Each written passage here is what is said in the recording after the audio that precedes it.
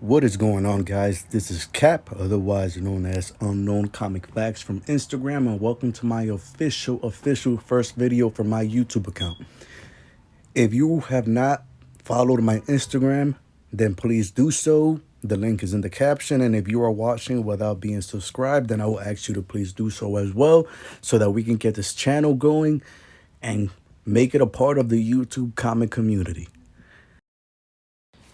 Today, we're going to be looking at a list called 16 Most Powerful Characters in the Marvel Universe from a website called Kick Ass Facts. This list is of this year. Last year, 2020. This is a modern list.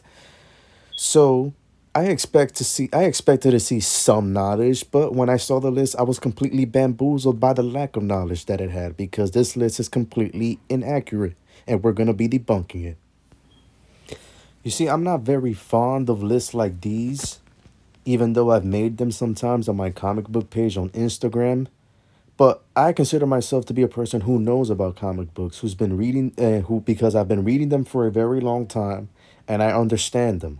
Okay, it's why I'm able to run a comic book page. But lists like these are usually done by people who don't have that much knowledge in comics, who haven't really been reading them for a long time, and have a basic level of knowledge when it comes to comic books in general.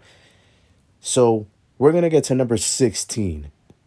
And at 16, we have Vulcan. And for those who don't know who Vulcan is, he is the older brother of Scott and Alex Summers, aka Havoc and Cyclops. And when it comes to power level, he is clearly the most powerful of the three. However, to put him here, I feel is completely inaccurate because though Vulcan is powerful, he is still not powerful enough to be one of the 16 most powerful characters in the Marvel Universe. Okay? Vulcan is an extremely inconsistent character, and there are heroes who should not be on this list as well that are still more powerful than he is. For example, the Sentry. I mentioned the Sentry because they put Vulcan on this list due to his ability to manipulate all forms of energy and to absorb them as well. But the Sentry can draw energy from practically anything. And if you asked me who would win in a fight between the Sentry and Vulcan, I would say Sentry 100%.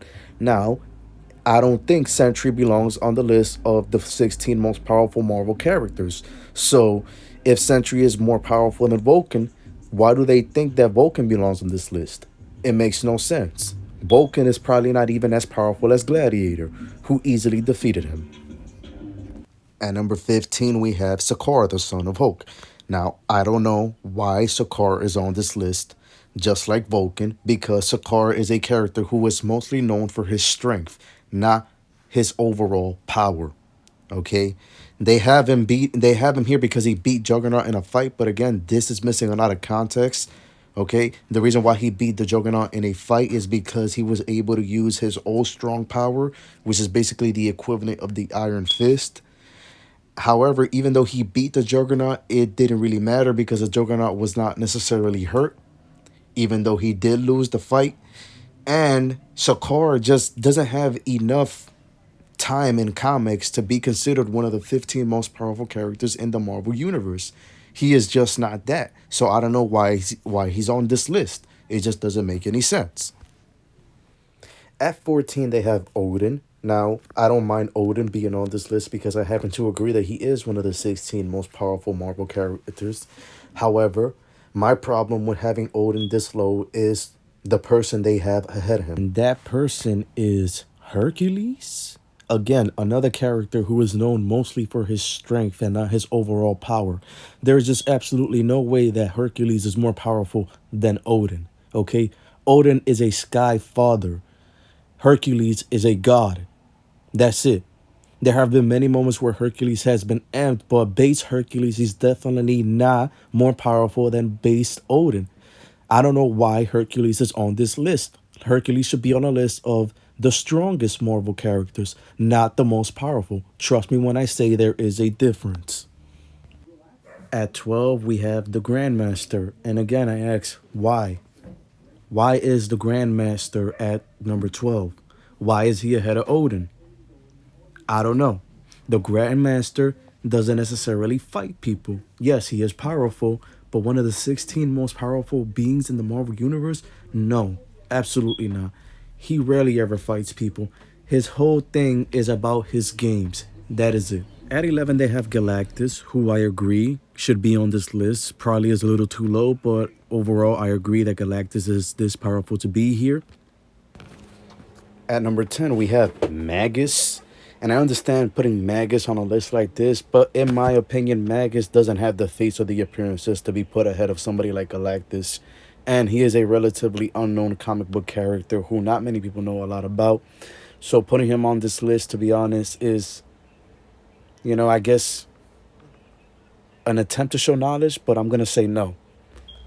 At number 9, we got Mikaboshi, aka the Chaos King, and I do agree that a guy like him and as powerful as him should be on this list. However, I do not agree with him being at number 9. I think that is way too low, especially considering the people that they have in front of him and the power level of somebody like Mikaboshi, who was one of my favorite villains of all and one of my favorite comic storylines of all, the Chaos Wars.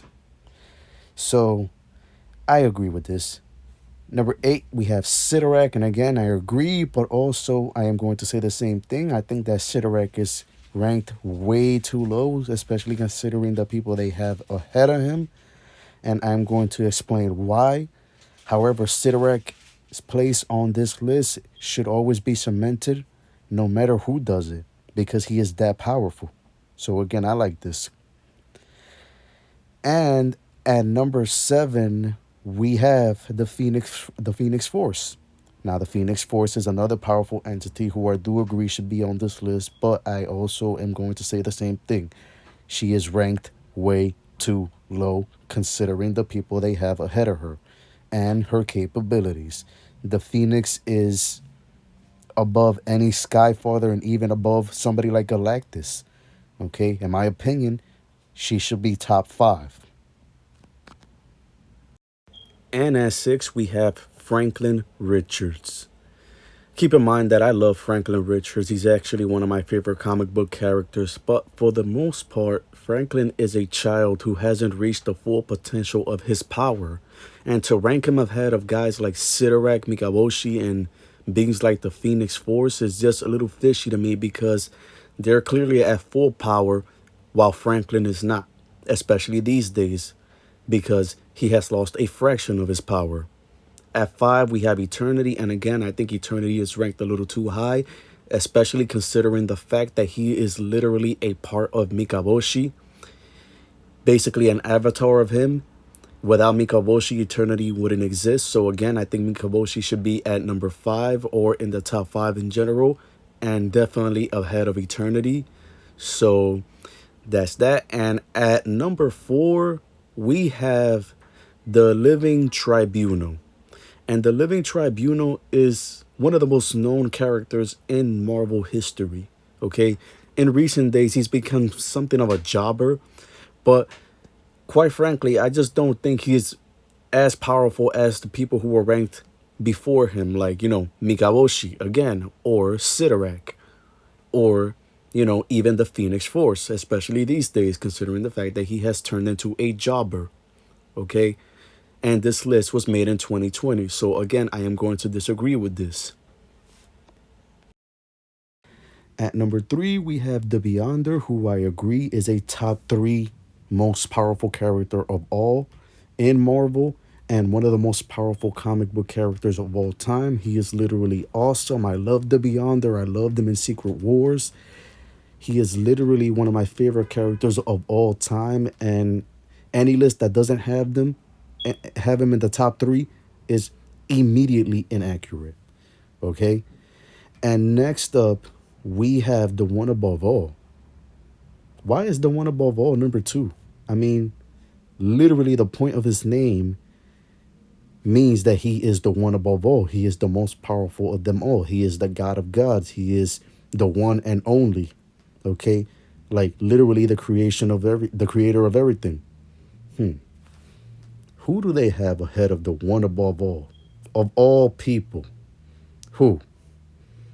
It turns out that Deadpool is the most powerful Marvel character according to these people. Deadpool. Okay, the merc with the mouth. The guy who never shuts up. He is the one who is the most powerful. Why? Because, oh, he can break the fourth wall.